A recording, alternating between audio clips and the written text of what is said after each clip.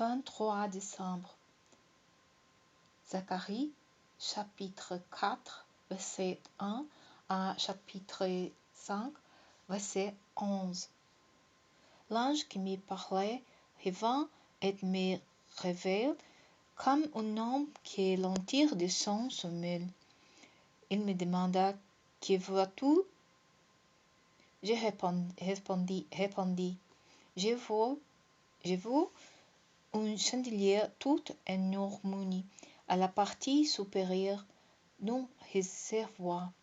Il est surmonté de 7 lampes et il y a 7 conduites pour les lampes. 2 oliviers surplombent ce chandelier, l'une à la droite du réservoir et l'autre à sa gauche. Reprenant la parole, j'ai questionné l'ange qui s'entretenait avec moi. Que signifient ces choses, mon Seigneur? Il me dit: Ne sais-tu pas ce que cela représentait? Non, mon Seigneur, lui répondis-je. Il reprit et me dit: Voici le message que l'Éternel adresse à Zorobabel. Cette levée, vous ne l'accomplirez ni par votre bravoure, ni par la force, mais par mon esprit. Le Seigneur des armées célestes le déclare. Et qu'est-ce toi, grande montagne? Devant Zorobabel, tu seras transformé en plaine. Il extraira de toi la pierre principale au milieu des acclamations, des fausses grâces pour elle. L'Éternel me dresse encore la parole et ces termes. Zorobabel a posé de ses mains les fondations de ce temple et il en achèvera lui-même la reconstruction. Alors vous saurez que le Seigneur des armées célestes m'a envoyé vers vous. Qui donc me paye le temps de petits commencements? Il a rien plutôt de se réjouir en voyant la pierre choisie dans la main de Zorobabel.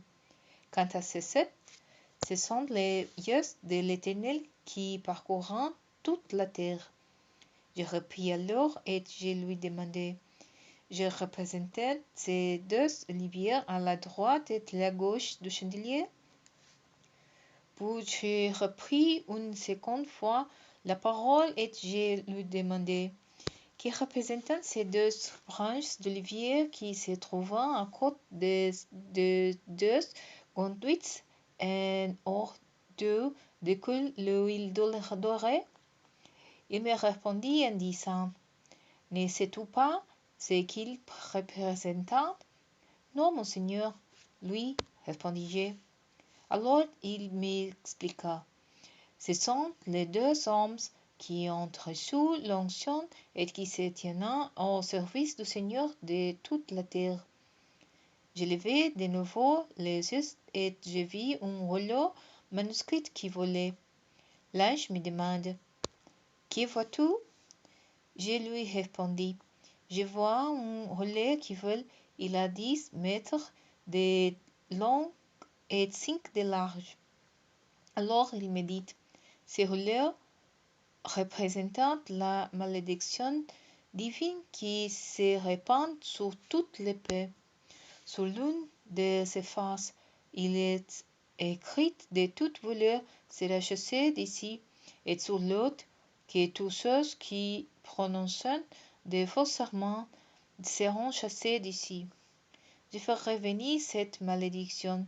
Le Seigneur des armées célestes le déclare, pour qu'elle atteigne la maison de chaque voleur et celle des gens qui prétendent par mon nom de faux serments. Elle s'établira dans cette maison et la détruira complètement, jusqu'aux poutres et aux pierres. Puis l'ange chargé de me parler sortit et me dit: Lève les yeux et regarde ce qui vient là. Qu'est-ce que c'est?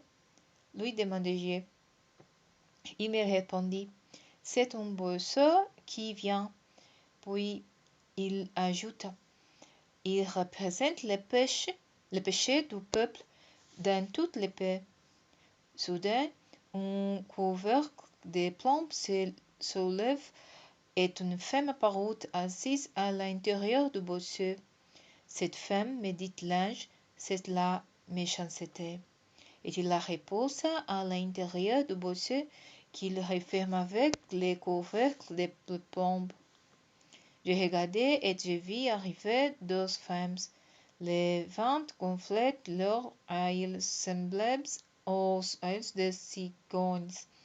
Ils soulèverent les vaisseaux en ciel et terre. Je demandai à l'ange chargé de me parler. Où important-elle les vaisseaux? Il me répondit, elles l'important en Babylonie, où ils lui bâtiront un sanctuaire. Lorsqu'il sera prêt, on le fixera là sur son piédestal.